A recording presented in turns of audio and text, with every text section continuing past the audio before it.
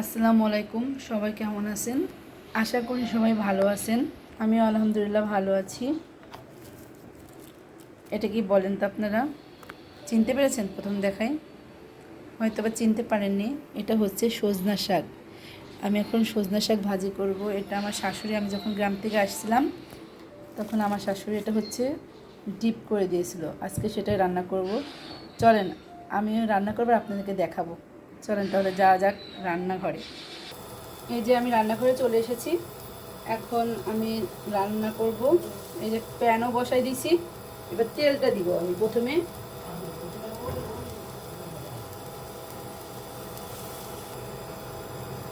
আমি এখন তেলটা ঢেলে নিই।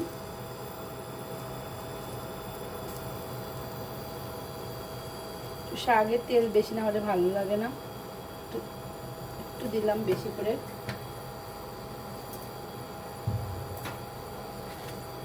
প্রথমে আমি হচ্ছে শুকনো মরিচগুলো এই যে দুই ভাগ করে, একটা দুই ভাগ করে দিয়ে দিচ্ছি। প্রথমে এটা বাগার করে দিলে, মানে ভেজে নিলে শাকের স্বাদটা ভালো আসে।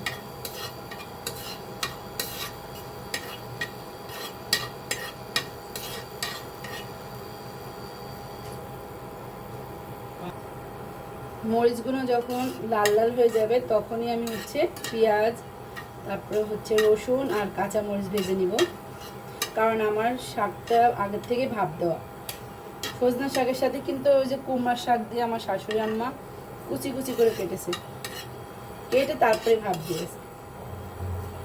কারণ হচ্ছে সজনা শাক এমনি কুচি কুচি করতে গেলে না হয় না একদম সুন্দর মতো করে। এই জন্য আমার শাশুড়ি মা মিষ্টি কুমড়ার পাতা দিয়ে কুচি কুচি করে নিয়েছি, যেমন লাল লাল হয়ে গেছে। এবার আমি হচ্ছে পেঁয়াজ রসুন আর কাঁচা মরিচগুলো দিয়ে দিব। বিসমিল্লাহ।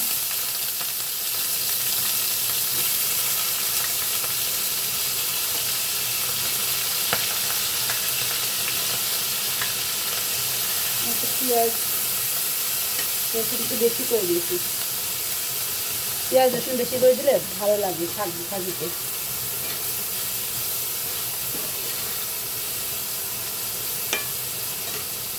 আপনাদের কাদের কাদের পছন্দ সজনা শাক অবশ্যই কমেন্টের মাধ্যমে জানাবেন। আমার তো ভীষণ পছন্দ, এই জন্য আমি হচ্ছে গ্রাম থেকে টেনে এনেছি খাওয়ার জন্য। আমার এত ফেভারিট একটা সবজি। আমার ডাঁটাও কিন্তু ভালো লাগে, সজনা ডাঁটা।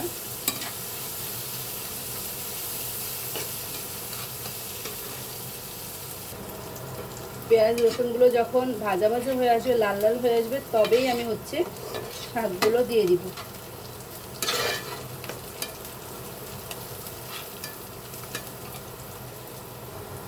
প্রায় আমার পেঁয়াজ রসুনগুলো লাল হয়ে আসছে, আর একটু লাল হয়ে আসতেই দিয়ে দিব।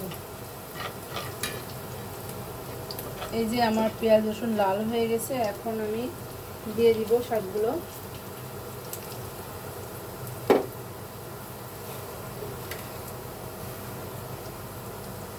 আমি সম্পূর্ণ দিব না, কিছু পরিমাণ দিব আর কিছু পরিমাণ রেখে দিব।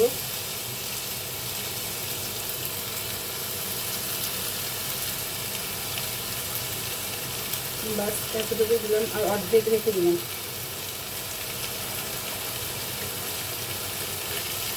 শাকের ভিতরে লবণ দেওয়া,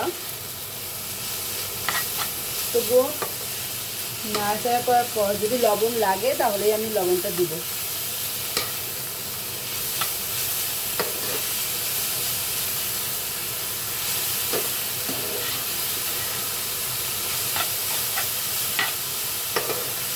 আমার কাছে মনে হচ্ছে আর একটু তেল লাগবে, আমি আর একটু তেল অ্যাড করব।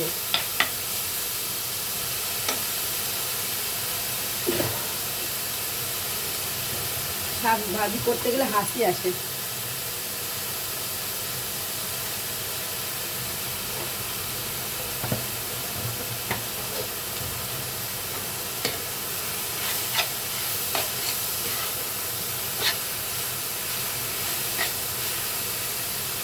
আমি জানি না আপনারা কেমন বুঝতে পারছেন কালারটা। সরি, হাসি এসে গেছে। কালারটা অসাধারণ লাগতেছে।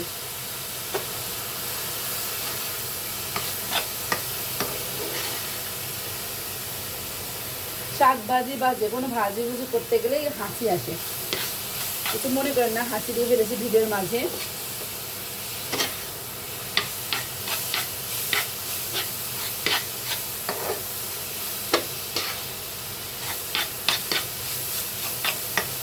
গরম ভাতের সাথে ভালো লাগবে।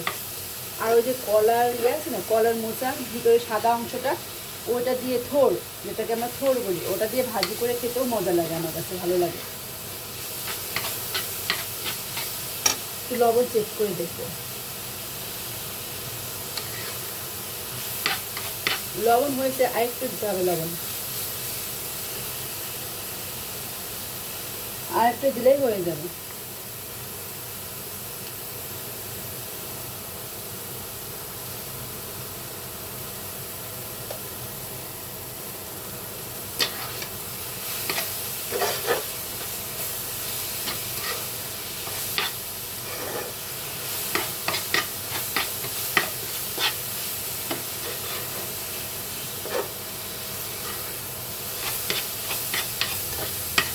আমার ভাজিটা হয়ে গেছে, আমি নামাবো, কারণ ভাত দেওয়া তো, এই জন্য বেশিক্ষণ লাগলো না।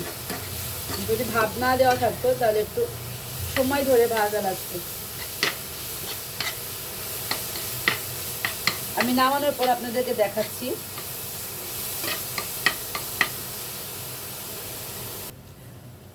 এই যে শাকগুলো আমি উঠাই নিচ্ছি।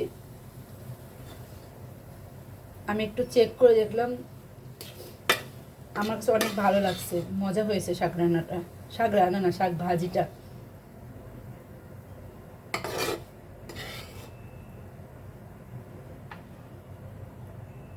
এই দেখেন আমার সজনা শাক ভাজি হয়ে গেছে।